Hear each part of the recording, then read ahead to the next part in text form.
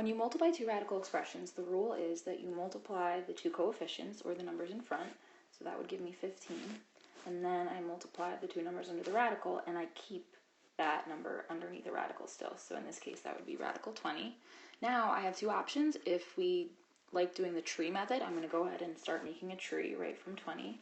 So I could do 4 and 5, 2 and 2, and then these are all prime. So now I would bring my 15 down, and I'd write out my radical with my primes in order. So 2 times 2 times 5. And since I have two 2's, I circle that and I pull one to the outside. So my final answer would be 30 radical 5. If instead you do the method where you look for the biggest perfect square, hopefully you would recognize that the biggest perfect square in 20 is 4. So I'd break this into square root of 4, square root of 5.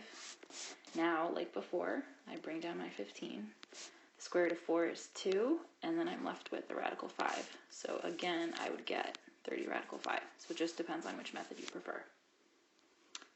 If you're dividing radicals, you can actually apply the same rules. So I'm going to divide my coefficients, which would give me 5, and then I'm going to divide my radicals, which would give me radical 9.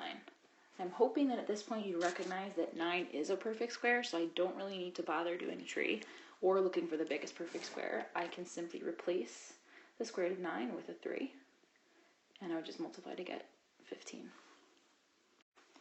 If this number didn't come out nicely like that, then I might have to simplify this radical, but in this case I had a perfect square, so I didn't need to do that.